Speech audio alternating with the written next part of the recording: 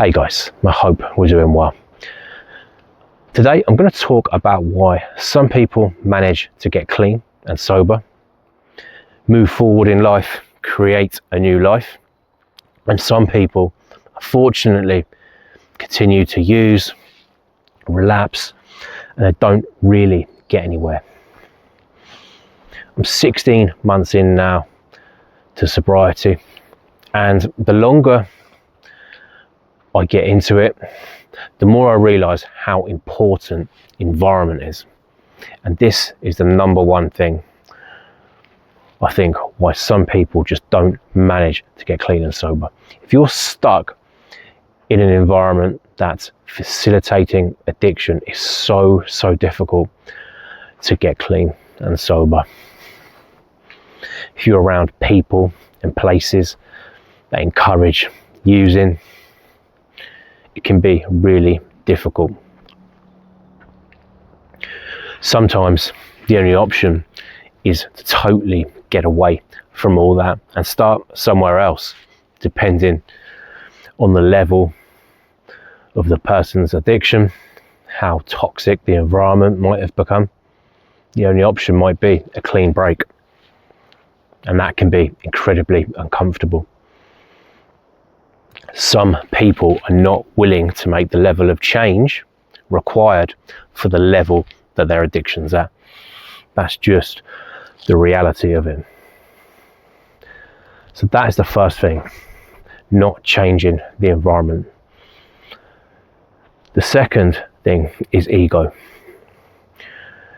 This is something that I still work on now, 16 months in.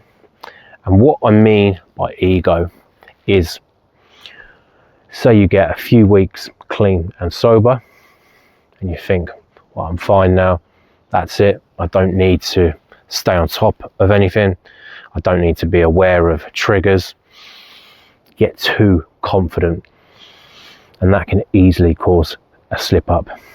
For me, going back 16 months, that caused a lot of relapses for me. I'd get too confident after a couple of weeks and think, yeah, I've got this all cracked now.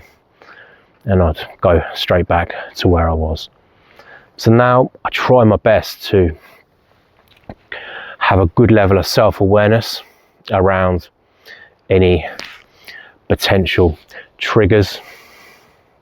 Try to deal with situations that come up that may be a bit stressful. Try and work through them and not go back to old behaviours. This is all still stuff I'm still working on 16 months in. The next thing would be not creating a life that's meaningful and fulfilling. It's very easy to stay stuck in that addiction label, even when you get clean and sober, and not work towards actually creating a new life, new hobbies, new interests, new relationships. For me now, I get a lot of pleasure out of healthier relationships. Hey man, I enjoy being outside in nature. All these things have helped me create a better, healthier life that I don't want to escape from. I don't want to go back to where I was,